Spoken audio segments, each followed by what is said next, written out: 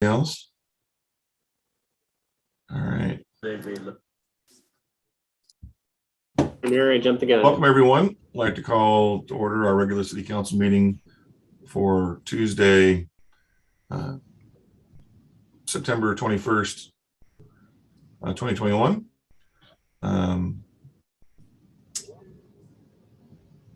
Sylvia, roll call.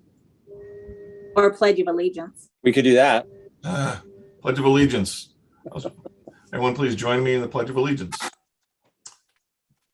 I pledge allegiance to the flag of the United States of America and to the republic for which it stands, one nation, under God, indivisible, with liberty and justice for all. Thank you, everyone. Sylvia, roll call. Mayor Mays. Here. Council President Rosner. Present. Councilor Garland. Here. Councilor Browse. Here. Councilor Young. Here. Councilor Griffin. Here. Councilor Scott. Present. Thank you. Thank you, Sylvia. Next is approval of the agenda. I make a motion to approve the agenda. Second. Thank you, Kim and Russell. All in favor of approving the agenda, say aye. Aye. Opposed? Thank you, council. We have 4 items on the consent agenda this evening. Item A is approval of the September 7th, 2021 City Council meeting minutes. Item B is resolution 2021-086, authorizing the city manager or the city manager pro tem to purchase materials and supplies for Sherwood Broadband. Item C is resolution 2021-087, appointing Jennifer Kostler to the Sherwood Cultural Arts Commission. Item D is resolution 2021-088, authorizing the city manager pro tem to execute a construction contract for the Division Street and Mainfield Street grind and inlay project. I make a motion to approve consent. Second. Thank you, Kim and Tim. Comments on the motion? All in favor of approving the consent agenda as presented, say aye. Aye. Opposed? Thank you, council. We approved it. Next on our agenda is citizen comments. Sylvia, do we have any citizen comments this evening? No, Mayor, we do not. All right. Thank you, Sylvia. Public hearings. We have 1 public hearing this evening. Sylvia? The Sherwood City Council will hold a public hearing this evening to receive testimony on Ordinance 2021-008, amending sections of the Sherwood Zoning and Community Development Code to modify standards for residential uses in commercial land use districts. This is the 2nd reading on this ordinance. The public hearing this evening will be conducted as follows. Staff will present a staff report. Questions, if any, by the City Council for staff. We will then consider written testimony, and Mayor and Council at this time, we have not received any testimony. Finally, we will then close the public hearing, final comments by staff, questions of staff, if any, by the council, followed by council discussion. This is the 2nd hearing before the council on this item. A decision may be made by the council at the close of this hearing, or the matter may be continued to a time and date certain. If the matter is continued to a date certain, this is the only notice of that date you will receive. Thank you, Sylvia. Julia? Actually, I believe it's Erica. Yeah. Your team, great. All right. So good evening, Mayor and Council. Tonight is the 2nd reading of the ordinance in front of you that amends the multifamily standards in our commercial land use districts. Questions from the last council meeting on September 7th. We heard that the first standard, it wasn't clear that parking is prohibited on the ground floor. We needed to better define ceiling height. And then we also heard that it could be stated that there are no limits on the number of internal stairwells. So, not accurate.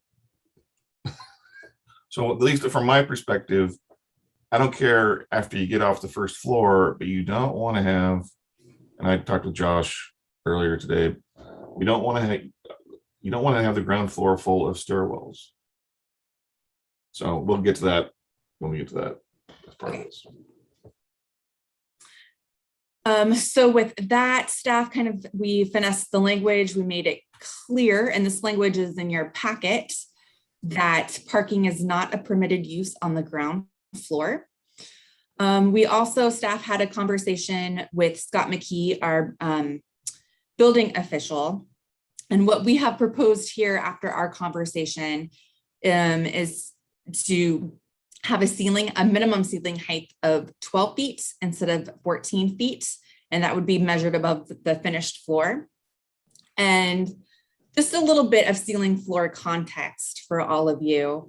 If you have come into our community development department, from the floor all the way up to the tippy top of the ceiling is 14 feet. After talking to Scott, he really felt that 12 feet could be the minimum. 12 feet, to give you another example, a community development room, or the court chambers downstairs, council chambers, has a ceiling height of 10 feet. Can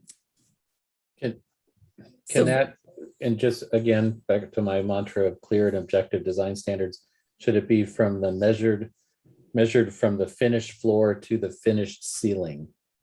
So there's no ambiguity with drop ceilings and stuff like that. Noted. Councilor Rosner, the language we came up with was to the lowest point of the surface of the ceiling to account for things like visible beams, etc. So that the lowest point of the ceiling Okay, would that be the measuring point. works. Yeah, that works too. I just didn't see it on the slide, so perfect. Great. And then the third issue, which we can definitely have a discussion about, states that there are no limits on the number of internal stairwells except as otherwise provided by the code. So Yeah, that's not my recollection of where we came out of the last meeting. My concern at the last meeting was if you had housing units but on the second floor and each one had its own stairwell, that chews up a lot of real estate on the first floor, regardless of whether it's outside or inside. Yeah. Right. If we were to alter that, what could we say to clarify that better? Right. So the language that was proposed was based on my misunderstanding that we were talking about regulating based on whether they were outside accessible versus inside or internal only. If the intention is to regulate based on whether they're accessible from the first floor or not, we could amend section 7 to read, a building with multifamily housing is limited to 2 stairwells that can be entered from the ground floor of the building. There are no limits on the number of stairwells that are not able to be entered from the ground floor except as otherwise provided by this code.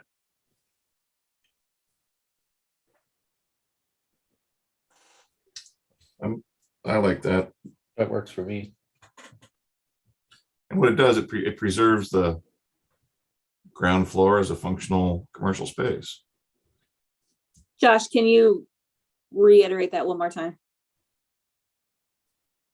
Sure. Let me read that one more time here. Oh, you had that in writing already? Yeah. Well, the mayor and I talked before this meeting and I wrote it up so we could be prepared. Okay. A building with multifamily housing is limited to 2 stairwells that can be entered from the ground floor of the building.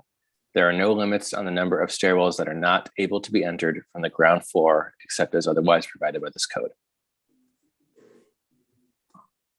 I'm trying to envision what that second part entails. So if I have 2 stairwells that can be entered from the ground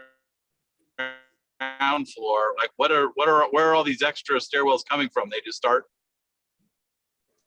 Well, in theory, I guess you could have a 2-story townhome that's on the second floor for some reason. I don't know. So you have in an office building, you know, if a business is on 2 floors, they'll create a stairwell between 2 floors so that people aren't always using an elevator. I don't know. I'm just wondering if that language is even needed, though. If Yeah. since it's permissive and not restrictive, can't we just strike it? I heard last time, and it seems I may have misunderstood some things last time. There was some concern that that language was overly restrictive and that we were only allowing 2 stairwells and they had to be entered from the ground floor of the building. And so that we were clarifying that you can have as many stairwells as you want elsewhere in the building. We just want to be clear that the only thing we're limiting is stairwells that can be entered from the ground floor of the building. Yeah, I guess I would just say that you don't necessarily need to state that, right? If you leave the first part of your sentence and we take out the second sentence, we accomplish the same goal. I think the concern was the first sentence could be read in isolation to say you are limited to 2 stairwells and they must be entered from the ground floor of the building. I see what Yeah, you're saying. I get that. That's kind of how I would So read that. the second sentence does feel a little extraneous, except if you consider that possible reading of the first sentence. Works for me. Okay. Any other changes we need to be alert of before we suggest amending the proposal? Oh, before I go, we have no public comment, so we'll close the public hearing portion of this thing, so I don't forget to do that.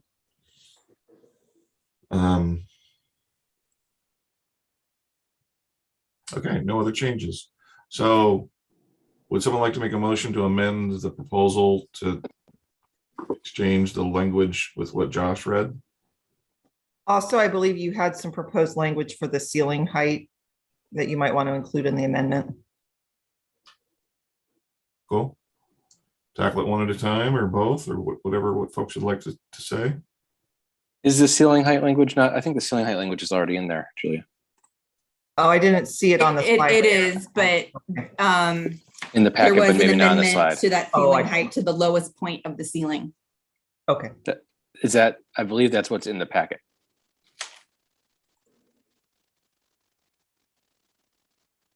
Are we talking It is, about the amendment that Tim suggested or the wording Tim suggested? It was a concern that Tim had brought up. Yeah, that's what I was Tim's talking concern about. was And I, addressed.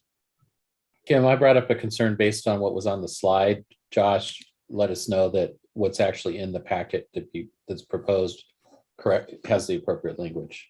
Well, so another wrinkle, I was looking at the red lines in the packet. That does not align with what is attached as the exhibit to the ordinance. So take a quick gander at that, Josh, and Take a few minutes and compare these here. Yeah, just a minute. What page is that on in the packet? So the correct language is on page 33 and 34. And the language that council is actually voting on approving is on page 37.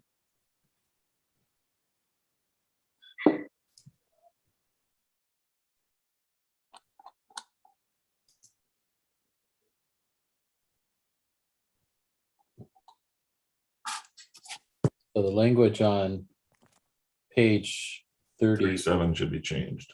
37 should be changed to what's on page 33, which works great. So Tim, you want to make a motion for that change? I'll make a motion to change item number 5 on page 3 of the residential multifamily housing code to read, the minimum ceiling height shall be 12 feet measured from the finished floor to the lowest point of the surface of the ceiling. Is there a second to that motion? Second. Moved and seconded to amend point 5 of the exhibit B to the ordinance as stated. Any discussion on the motion? So again, we're not passing the motion, we're amending the proposed ordinance. All in favor of the motion to amend Exhibit B of the ordinance, point 5, say aye. Aye. Aye. Aye. Opposed? Thank you. Now we have an amended ordinance. Would anyone like to make a motion to amend point 7 of the Exhibit B to the ordinance with language Josh suggested? I will make a motion to amend point 7 with the language presented by city attorney. Is there a second? Second. Josh, would you like to read that one more time for folks? Sure. Point 7 would read, a building with multifamily housing is limited to 2 stairwells that can be entered from the ground floor of the building. There are no limits on the number of stairwells that are not able to be entered from the ground floor except as otherwise provided by this code. Discussion on the motion? All in favor of the motion to amend Exhibit B again of the ordinance, say aye. Aye. Aye. Opposed? Motion carries to amend. So now we have an amended ordinance twice. Discussion on the amended ordinance by council, questions of staff, or discussion amongst each other?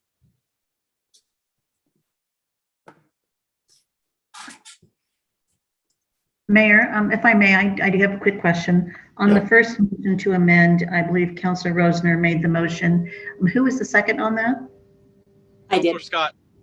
Oh, Scott, Okay. Doug, and I hit on top of each other. So, Counselor Scott. Thank you. Thank you, Sylvia. Hearing no questions, no discussion, is there anyone like to recapture and adopt the amended ordinance?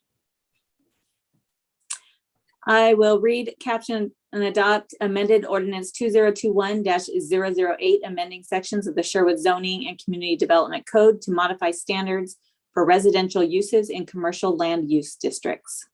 As amended. I said amended ordinance. Is As there a amended. second? Second. Thank you, Doug. Sylvia? Ordinance 2021-008, amending sections of the Sherwood Zoning and Community Development Code to modify standards for residential uses in commercial land use districts. Councilor Scott, how do you vote? Aye. Councilor Griffin? Aye. Councilor Browse? Aye. Councilor Young? Aye. Councilor Garland? Aye. Council President Rosner? Aye. Mayor Mays? Aye. Thank you. Thank you, Sylvia. Thank you, council. Thank you, Erica. City manager report. Kristen? Hello. I just have one update for you this evening. I've actually asked Julia to talk a little bit about the traffic that we've heard about around the new high school specifically, and let us know what she's working on and some of the developments. Go ahead, Julia. Okay. Yeah, and it's not what I'm working on, it's what we are working on. But as you know, and as I'm sure you're aware, there was a lot of traffic issues associated with the opening of the high school, with traffic backing up into the roundabout and actually into 99W. For the first few days and beyond, the police department was working closely with the school district to address immediate needs, and they're still continuing to address those as they come in. The district staff observed the problems that were occurring in the first few days, actually from the roof of the school, and made some fairly minor modifications that had some significant changes, one of which was emailing all the parents about where and how to drop off the students, because they were dropping them off too early in the queue, which was causing traffic to back up onto Haiti, causing it to back up onto Elwert, and then 99 and beyond. So they emailed the parents. They also have staff out there waving parents through, and they have some signage that they just put up today, again, to encourage people to move forward. Chief Growth, Captain Carlson, Bob Galati, and I went out there this morning with some district staff, and were able to observe from about 7:30 until 8:30, and definitely saw some significant improvement with the things that they had done. But we did still see some issues that we think can be addressed to help improve things. The district is bringing in their traffic consultant later on this week to look at that themselves and come up with some recommendations. Really what we're seeing, the biggest problem is still parents not dropping the students off close enough to the front of the high school, stopping. And then there also seems to be, because of the way there's 2 left turn lanes onto Haiti, but for the parent drop off, they have to be in the furthest left turn lane. And when things get backed up, or there's some signal timing issues potentially with that turn signal, it causes the traffic, the parents that want to turn left, to back up onto Elwert, which causes a slight delay. Again, we didn't observe anybody backing up beyond the traffic, the roundabout today, but we think that there's still things that can be done. And then also, the police were able to observe from the roof some different things occurring. And as a result, I believe that they are going to have their officers in different locations in the coming days to address some issues that we saw happening in the roundabout and other places. So Julia, are parents dropping their kids off along the side of the road? Is that what the part of the problem? That wasn't observed so much. It's just I mean, yes, I'm sure there is some of that. That wasn't the biggest problem. What we're seeing is there's a big driveway into the high school, and what they want is the parents to come all the way in, actually past the front entrance to the school, and begin dropping people off. What's happening is that they're stopping on the driveway before they even get to the front of the school, which then causes all the cars behind them to stop and slow down, and that's what's causing the backup. So the big solution is just getting the parents to drop the kids off in the right location. Other things that they may need to be looking at is, alternate parent drop-off locations, signal timing, those types of things. And we're working with them. Basically, we'll continue to meet with them, talk with them as they come up with alternatives and ideas. We'll be working through those with them. But we did notice improvements. I think some of that just comes with, it's not the first day of school. People are figuring out when best to drop people off and how best to drop people off. But so we're continuing to work it, but we're finding solutions. Can I just add something real quick, Julia? Sure. If you're following kind of what's happening in the region with schools and busing and lines, this is happening everywhere. It's happening at schools that traditionally have not had issues with traffic. And I think a big driver of it is parents don't want their kids riding the bus with COVID. Yeah, and I did. The person in charge of busing was there, and she actually said, because I asked if she was having issues with that, and she said that they are not. She actually said she didn't want to say that too loudly because she didn't want to jinx things, but that they haven't had to eliminate routes because of driver shortages, but it is a problem everywhere. You're right. Yeah, and I wasn't necessarily referring to eliminating routes. Like Portland School District is down like 80 drivers. It's crazy, but it's I think it's a lot of its parents just don't want their kids on the bus either. So yeah, there's a lot of factors driving this. Chief Growth, did I miss anything that you might want to add? No, I don't think so. So do we think, we got, at least I got emails of, when there's a bottleneck in one place, traffic finds any open access, and they, like water, it finds a point of least resistance. And there was a lot of folks going through neighborhoods that not necessarily. Right. So is that also part of what you guys are looking at? Yeah, I mean, certainly over time. I mean, that's certainly part of what we're going to look at. I think if we can improve the flow into the high school, and again, some of that's just going to happen as people learn the new school. This is not just, they haven't been dropping their kids off at school for almost 2 years, and it's a new school and a new situation. So some of that just is part of the opening of school. So some of that is going to resolve, but yeah, we will absolutely continue monitoring what's happening on the neighboring streets as time progresses. But we need to fix this first before we can find out whether or not we really have a problem other places.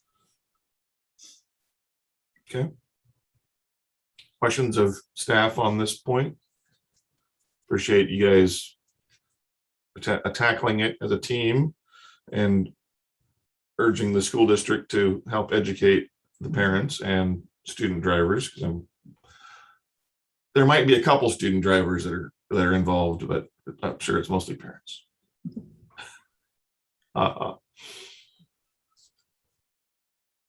No questions. Great. Actually, Mayor, real quick to your point, the vast majority of the student drivers got in and out of the parking lot in front of the school very easily. And then the rest of them went to the back parking lot. And there was no issue with that because there's enough traffic room on Haiti for them just to get to that driveway and get into the parking lot. And so, yeah, chuckle aside, it really is focused around the parent drop off.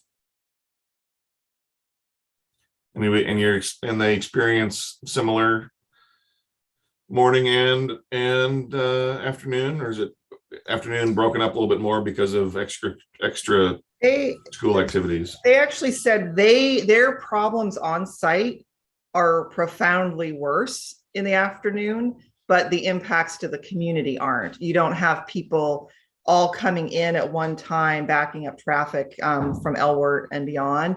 What they have problems with is getting everybody out of the parking lot, but that's their issue, not our issue. And we're most concerned about how it impacts the traffic beyond the school. I remember long lines of having to get out of our high school parking lot 30 years ago. I mean, you got 200 kids driving cars, leaving at 3:30. It's going to happen. Yeah. Okay. Well, my daughter complains about how long it takes her to get out of the parking lot every day. I told her it's teaching her patience. So, as a helpful suggestion to the community, more students should just hang out at school longer, maybe study and stay at school for an extra half hour, 45 minutes or an hour, allow their classmates to be able to leave quickly, and it would just be tremendous. Ha ha, ha ha. Keith, do you have kids, Keith? I have no high school age children. Well, I'll say that our officers have been out monitoring the school zones. I won't tell you how I know that they're monitoring the school zones, but they're monitoring the school zones for speed limits. And I think that's appreciative. And the warnings they're giving are very appreciative.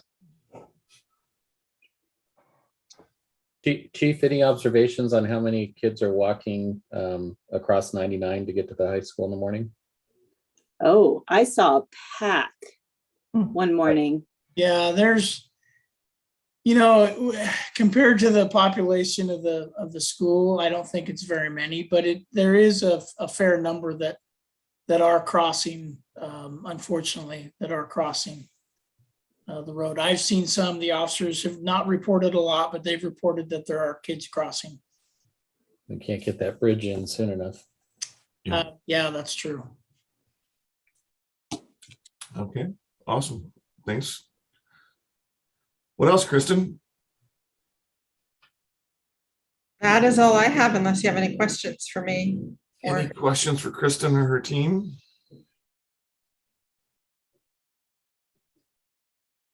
Getting off easy. Awesome. All I right. think we only get to drill her for one more council meeting. Right. All right. Council announcements. Anybody have anything they'd like to announce? First. I'll just do a brief one. Sat in on the Police Advisory Board last Thursday, and might be notable for some of the folks out there. Our Washington County District Attorney Kevin Barton was a presenter at the Police Advisory Board and spoke on use of force. And it was a great presentation. He was very open to questions from the board and spoke very freely and openly about some of the policing issues and things like that. So I think it's very good for anybody who's interested in that kind of thing. It's recorded, it's on the YouTube for folks to watch. So if you're interested in that type of thing, go ahead and check that out. And then I just want to extend my thanks not only to our police for the work that they've done since schools been open, but also to our teachers and staff and administration dealing with a lot of issues. We talked about the traffic, but the busing issues has been a little touch and go a little bit as well. I know that the administration's done a lot of work on restructuring some of the routes to accommodate in some instances the buses are full or overly full, and so they've had to make some changes to the routes, and they've been acting very quickly on that. So I just really want to send my thanks to all those folks and to the teachers out there who are back in the classrooms with our kids and doing the best they can for our kids right now, and dealing with our children who are not used to being back in school again, and so dealing with all the issues that come along with that. So big thanks to everybody out there helping our students grow. Thanks. Awesome. I'll jump in. I don't have a ton to say. Thanks, Sean, for filling in for me at Police Advisory Board. It just happened to be a month that it fell on the same night as the CDBG Washington County Community Development Block Grant meeting, which was also last Thursday. And I haven't been to a YMCA Board of Managers. Those keep getting either not scheduled or pushed off. I think our next one was supposed to be also last Thursday morning. I think it's rescheduled for next Thursday, so I don't have any updates there either. Thanks, Kim. I guess I can go next. Just very briefly, I just want to echo what Sean was talking about with our schools and the tremendous job that they've been doing on the busing in particular. I've been impressed with how nimble they are. I had, at least with my kids, the first morning on the bus, because the bus was actually going to the high school and the middle school, they didn't have room for all the kids. And by the next day, they had it rerouted. And if you have the bus app that the school has now, it shows you all of that real time when the bus is going to be at the bus stop. And it even has a little map that shows you where the bus is morning and in the afternoon. So I highly recommend you download that, and super helpful. But they've been doing a bang up job over there. And also just a thank you to Kristen and the staff. They've been doing a bang up job too. I really appreciate all their hard work and everything they do for the city. As far as meetings go, I got a GPI meeting, Small City Consortium tomorrow. And I'm also meeting with Catherine Harrington tomorrow at 3:15. So those should be interesting meetings. Excellent. Thanks, Tim. Renee, I can go. Okay, Russell. I have nothing. Well, actually, that's not true. The Winter Festival, which is at this moment still planned, will be December 4th, Saturday from 4 till 6:15. So the Robin Hood Festival Committee is working on planning that with entertainment, all of the stuff we normally have. So it should be fun. That's it. Thanks, Russell. Renee? I have some updates, but it hurts too much to talk, so I'll save them. Hope you feel better soon. Yeah. Not fun. Couple things. Oh, what you left me out, Mayor? What's the deal? Dude, I apologize, Doug. That's okay. I also have no updates, and unlike Russell, I really mean it. So take it away. If you show your face, you wouldn't get forgot about. I'm driving. I can't have a camera in my face while I'm driving. Serious FOMO there. Good to be safe. Yeah. Thanks, Doug. We have a monthly Washington County Mayor's meeting. Had a nice presentation from our Sheriff Pat Garrett and DA Kevin Barton on what's going on with the Child Abuse and Family Peace Center in Washington County.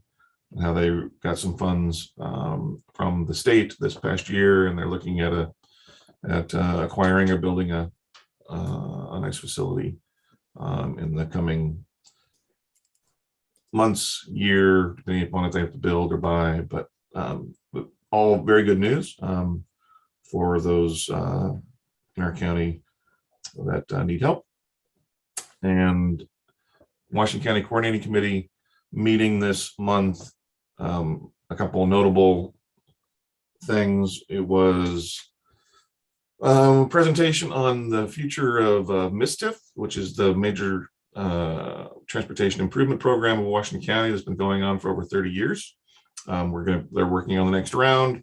We're going to bring the county folks to give a presentation to all of us, so I'm getting an update on how that is happening with the next planning phase and how the process is going to evolve a little bit, which I think is good, but very much still all flowing through this Washington County Coordinating Committee, which is representatives of all cities and the county to help continue to make improvements to the county network of roads.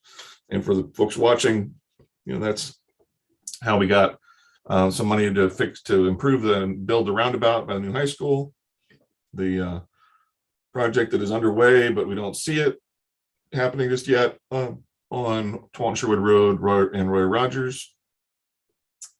It's how the other end of Roy Rogers got improved. And so it's a great, very successful program that we'll look forward to seeing the next batch of projects to benefit, again, the county network that is equitable throughout the county. Also at that meeting was the last meeting for Washington County Commissioner Roy Rogers to be chair. They made some different changes within the county, and Commissioner Nafisa Fai will be the liaison to the WCCC next month. But we thanked Roy for, I figured it was 35 or 36 years as the county liaison to the WCCC committee. That's an awful long time. He's been a commissioner even a little bit longer than that. So we thanked him for his leadership in guiding this very successful program, and we're excited about the next chapter for the WCCC. But yeah, a lot of appreciation and respect for the work Roy has done, and done it as our commissioner for our area. And that's enough. Great. Anything else for the good of the order? Hearing none. The order could not be any better. Oh, I can always